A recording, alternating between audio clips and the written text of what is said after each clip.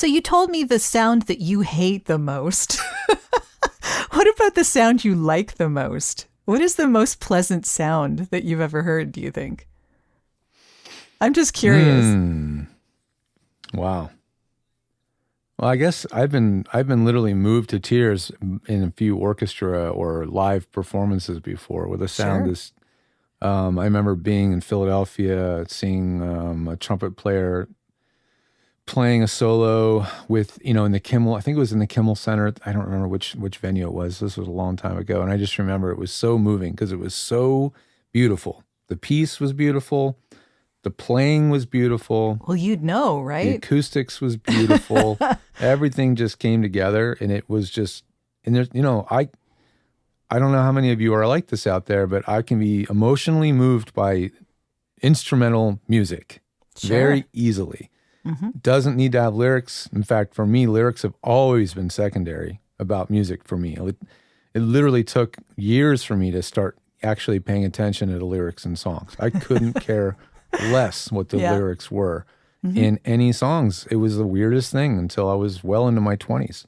So for me, it's always been about the sound, the textures, the rhythms, the way it's recorded. That has always been what's triggered an emotion in me. And I don't know if this is genetic, but I can tell you my daughter, who's now 14, when she was a little kid, if I played certain songs like piano pieces that were not me playing because I can't play, but I would play her something to help her go to sleep. She'd say, "No, Daddy, don't play that. It makes me sad." And and just because of the key of the song and the way it's played, it literally triggered an emotional response in my daughter before she knew anything about music, right? So it's a fascinating thing to me. That has always been really interesting to me, how just chord progressions can trigger an emotional response.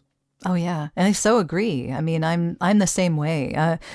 Advertising uses this a lot to their advantage. I've noticed that there are commercials that can make me cry because of the use of music. It's Gets highly me every manipulative. time. Oh my God, Super gets me every manipulative. time.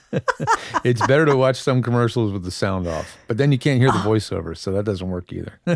That is very true. But I've often told people that the way that you understand how important sound is if you're watching a movie and you turn the sound off, and then you think, what are you getting from watching this now?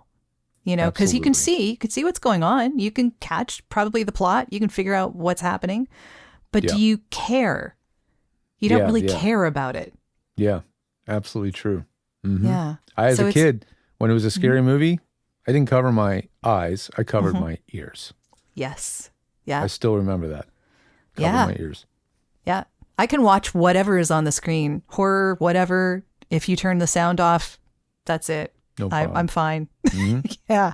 I turn the sound on though. Whoa. Yeah, I had nightmares as a kid from Jaws. And it wasn't because I was seeing the shark, because you don't see the shark. Right. A lot of it's about what you don't see, which is some of the most best suspenseful films is you almost never see the creature. Yeah. No, that's a great point. Yeah. So there's a lot to this.